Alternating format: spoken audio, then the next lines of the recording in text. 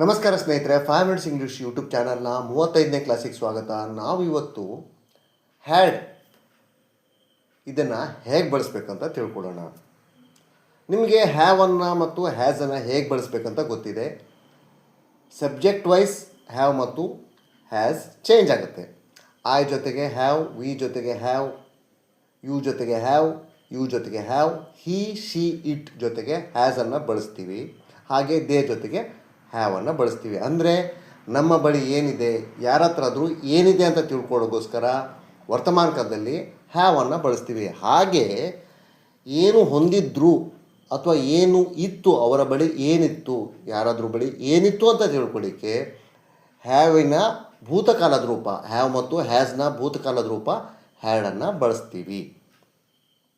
ತುಂಬ ಸಿಂಪಲ್ ಆಗಿದೆ. ಹ್ಯಾವ್ ಮತ್ತು ಹ್ಯಾಸ್ ಎಲ್ಲೆಲ್ಲಿ ಬಳಸಿದ್ದೀರೋ ಆ ಜಾಗದಲ್ಲಿ ಹ್ಯಾಡನ್ನು ಬರೆದುಬಿಟ್ರೆ ಆಯಿತು. ಐ ಹ್ಯಾವ್ 10 ರೂಪೀಸ್ ಅಂದರೆ ನನ್ನ ಹತ್ರ 10 ರೂಪಾಯಿ ಇದೆ.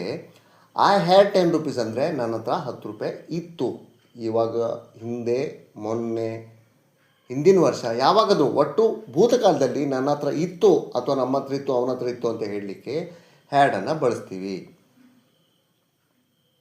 ಉದಾಹರಣೆ ನೋಡ್ತಾ ಹೋಗಿ. ಐ ಹ್ಯಾಡ್ ಎ ಬೈಕ್, ನನ್ನ ಹತ್ರ ಒಂದು ಬೈಕ್ ಇತ್ತು. ಐ ಹ್ಯಾಡ್ ಎ ಮೊಬೈಲ್, ನನ್ನ ಹತ್ರ ಒಂದು ಮೊಬೈಲ್ ಇತ್ತು. ಐ ಹ್ಯಾಡ್ ಸ್ಯಾಮ್ಸಂಗ್ ಮೊಬೈಲ್, ನನ್ನ ಹತ್ರ ಸ್ಯಾಮ್ಸಂಗ್ ಮೊಬೈಲ್ ಇತ್ತು. We had a big house, ನಮ್ಮ ಹತ್ರ ದೊಡ್ಡ ಮನೆ ಇತ್ತು, ದೊಡ್ಡದಾದ ಮನೆ ಇತ್ತು. ವಿ ಹ್ಯಾಡ್ ಎ ಫ್ರಿಡ್ಜ್, ನಮ್ಮ ಹತ್ರ ಫ್ರಿಡ್ಜ್ ಇತ್ತು. ಐ ಹ್ಯಾಡ್ ಎ ಪೆನ್, ನಾನೊಂದು ಪೆನ್ನನ್ನು ಹೊಂದಿದ್ದೆ ಅಥವಾ ನನ್ನ ಬಳಿ ಒಂದು ಪೆನ್ ಇತ್ತು. ವಿ ಹ್ಯಾಡ್ ಎ ಪೆನ್, ನಾವು ಪೆನ್ನನ್ನು ಹೊಂದಿದ್ವಿ ಅಥವಾ ನಮ್ಮ ಬಳಿ ಒಂದು ಪೆನ್ ಇತ್ತು. ಯು ಹ್ಯಾಡ್ ಎ ಪೆನ್, ನಿನ್ನ ಬಳಿ ಒಂದು ಪೆನ್ ಇತ್ತು ಅಥವಾ ನೀನೊಂದು ಪೆನ್ನನ್ನು ಹೊಂದಿದ್ದೆ. ಯು ಹ್ಯಾಡ್ ಎ ಪೆನ್, ನೀವು ಒಂದು ಪೆನ್ನನ್ನು ಹೊಂದಿದ್ರಿ ಅಥವಾ ನಿಮ್ಮ ಬಳಿ ಒಂದು ಪೆನ್ನು ಇತ್ತು, ನಿಮ್ಮ ಹತ್ರ ಒಂದು ಪೆನ್ನು ಇತ್ತು. ಹಿ ಹ್ಯಾಡ್ ಎ ಪೆನ್, ಅವನ ಹತ್ರ ಒಂದು ಪೆನ್ ಇತ್ತು. ಶಿ ಹ್ಯಾಡ್ ಎ ಪೆನ್, ಅವಳ ಬಳಿ ಒಂದು ಪೆನ್ ಇತ್ತು ಅಥವಾ ಅವಳು ಒಂದು ಪೆನ್ನನ್ನು ಹೊಂದಿದ್ಲು. ಇಟ್ ಹ್ಯಾಡ್ ಎ ಪೆನ್, ಇದರ ಹತ್ರ ಒಂದು ಪೆನ್ ಇತ್ತು. ಹೀಗೆ ಯಾವುದೇ ಸಬ್ಜೆಕ್ಟ್ ಆಗಲಿ ಅದ್ರ ಜೊತೆ ನಾವು ಹ್ಯಾಡನ್ನು ಸೇರಿಸಿ ವಾಕ್ಯವನ್ನು ತಯಾರು ಮಾಡಬೇಕು. ನೌನ್ಗಳ ಜೊತೆಗೂ ಕೂಡ, ಅಂದರೆ ಹೆಸರನ್ನು ಸೂಚಿಸುವ ಪದಗಳು ಕೃಷ್ಣ, ರಾಧಾ, ಬಾಯ್, ಗರ್ಲ್, ಇದ್ರ ಜೊತೆಗೂ ಕೂಡ ನಾವು ಹ್ಯಾಡನ್ನು ಸೇರಿಸಿ ವಾಕ್ಯಗಳನ್ನು ತಯಾರಿಸ್ಬೋದು. ಕೃಷ್ಣ ಹ್ಯಾಡ್ ಎ ಬುಕ್, ಕೃಷ್ಣನ ಹತ್ರ ಒಂದು ಪುಸ್ತಕ ಇತ್ತು. Radha had A book, Radha ಹತ್ರ ಒಂದು ಪುಸ್ತಕ ಇತ್ತು. A boy had A book, ಒಬ್ಬ ಹುಡುಗನ ಹತ್ರ ಒಂದು ಪುಸ್ತಕ ಇತ್ತು. ಬಾಯ್ ಹ್ಯಾಡ್ ಎ ಬುಕ್, ಹುಡುಗನ ಹತ್ರ ಪುಸ್ತಕ ಇತ್ತು.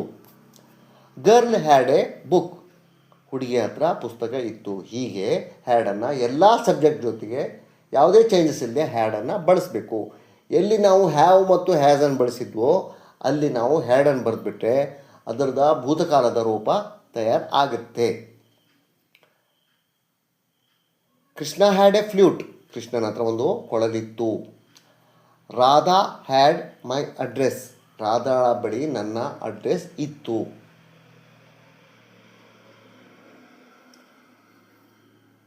ಗೋವಿಂದ ಹ್ಯಾಡ್ ಎ ಲ್ಯಾಪ್ಟಾಪ್, ಗೋವಿಂದನ ಬಳಿ ಒಂದು ಲ್ಯಾಪ್ಟಾಪ್ ಇತ್ತು. ಶಿ ಹ್ಯಾಡ್ ಎ ಫ್ಲವರ್, ಅವಳ ಹತ್ರ ಒಂದು ಹೂ ಇತ್ತು.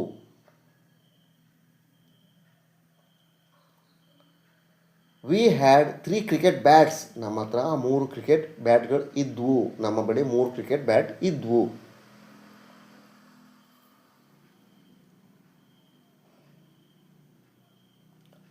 ವಿ ಹ್ಯಾಡ್ ಹಿಸ್ ಅಡ್ರೆಸ್, ನಮ್ಮ ಬಳಿ ಅವನ ವಿಳಾಸ ಇತ್ತು ಅಥವಾ ನಾವು ಅವನ ವಿಳಾಸವನ್ನು ಹೊಂದಿದ್ವಿ. ಹೀಗೆ ಹ್ಯಾಡನ್ನು ಬಳಸಿ ವಾಕ್ಯಗಳನ್ನು ತಯಾರು ಮಾಡಬೇಕು.